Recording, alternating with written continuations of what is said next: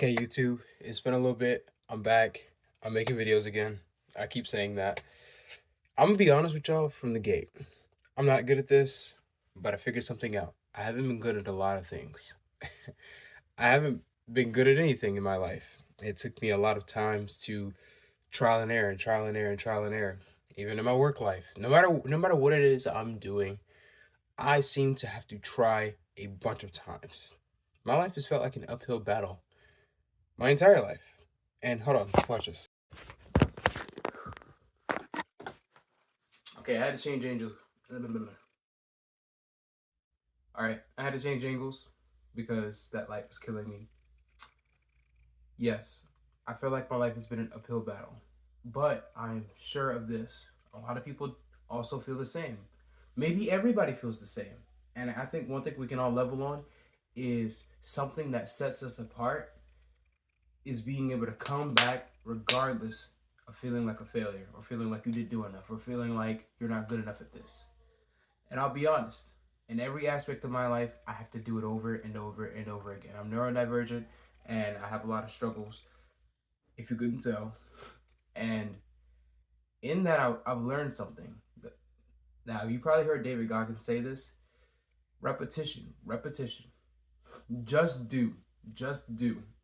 And I really think this speaks to a lot of people because sometimes we love stuff, and that stuff, we're not good at that stuff. But we have to keep coming back and keep doing that stuff.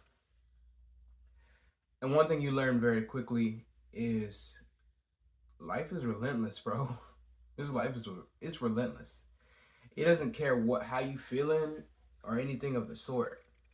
But you should. Okay, we won't steer off path. This video is about resilience. The one thing I've learned about resilience is just keep coming back. Nothing else even matters. You could prepare all you want, but if you don't even take step one, and I know you hear this a million times, but you hear it a million times because you keep watching the videos on resilience and how to do better and how to do more. That's pretty much self-help. All of self-help is come watch my videos so I can feed you the idea that you can do good, but not actually. Look, even David Goggins, he's so. I know why he's so angry in the last interviews he was doing.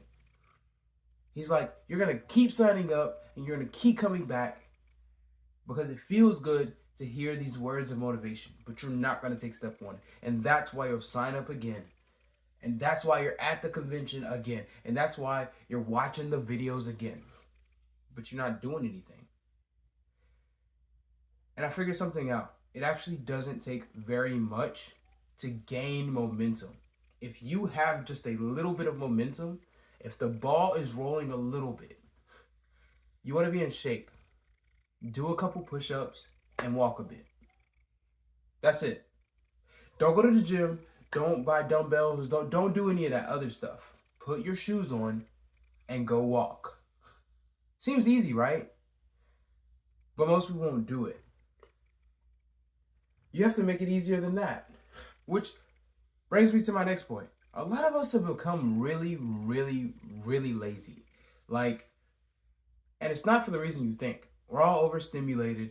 Everybody's over caffeinated. Nobody's getting any sleep. Nobody eats healthy anymore. I mean, you know what I'm saying? And everyone thinks just do whatever you want. Cool, do whatever you want.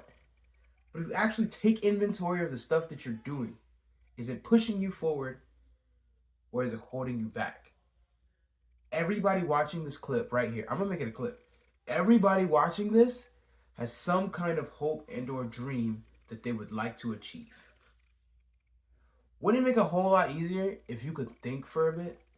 If you had a little bit of clarity, because you don't have TikTok brain anymore. If you had just a little bit of clarity, you'd be like, you know what? I'm gonna go and do it. And it's not individually, it can be our fault, right? I'm not gonna say, oh, propaganda this, propaganda that. There is a lot of propaganda out there, but you don't have to have a honey bun later for lunch. You don't have to sit for 4 hours and scroll on your phone until your thumb hurts. don't have to lay in bed all day. You can go walk a little bit. These things are our choice. I'll go deeper. No, you don't have to drink to feel confident. You don't have to smoke to feel okay. You don't have to do any of that stuff. But we're taught, do what makes you feel good. But doing what makes us feel good right now are the main things that keep us feeling terrible. Isn't that what sin is? we'll bring it to that lens. Sin is literally, I'm gonna do what feel good right now. Knowing, yes, we're knowing enough to know we're gonna reap the consequence of this later.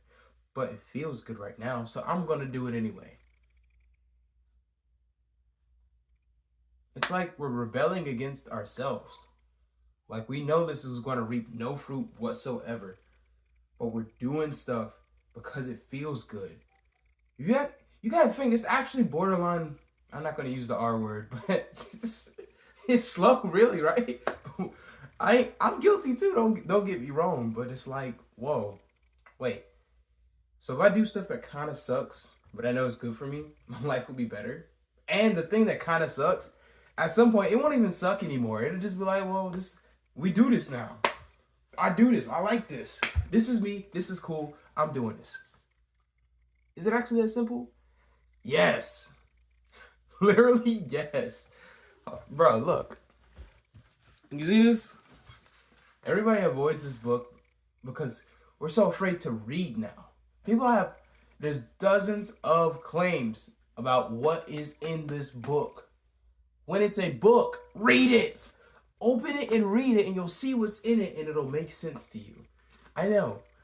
I had the same thing where I was like, well, the Bible's this, the Bible's that.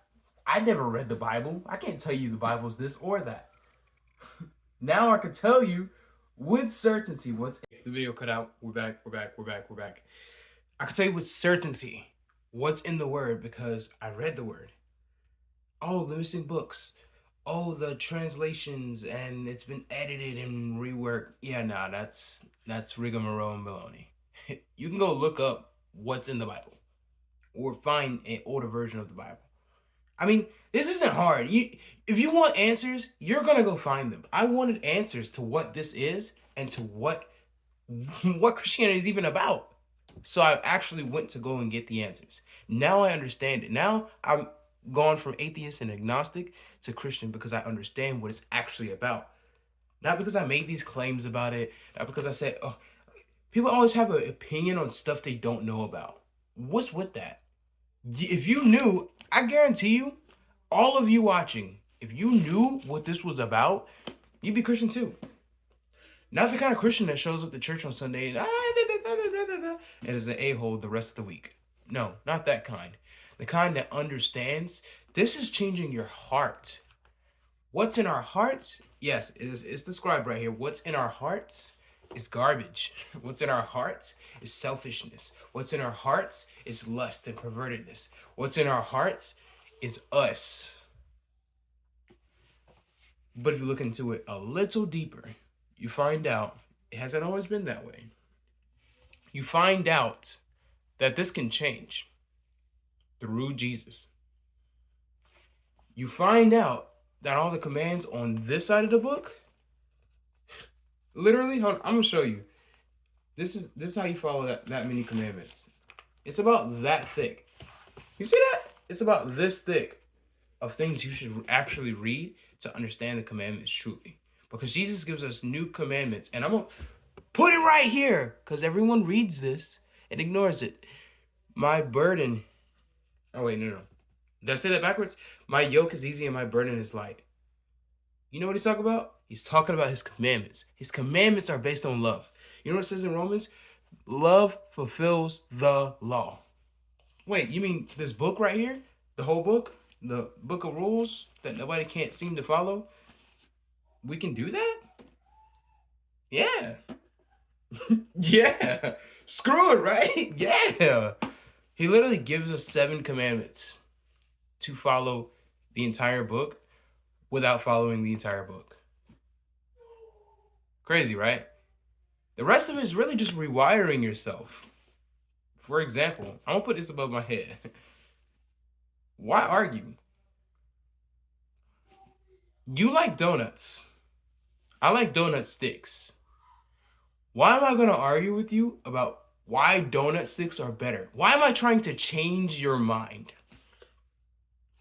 If I stare at you hard enough, and I go, whoa, maybe I'll change your mind. Maybe. But why am I do that? You like donuts? I like donut sticks. Whatever. Potato, potato, right? That's what most arguments are. Potato, potato. Like, if someone's head is at a certain place and your head's at another place, that's just what it is.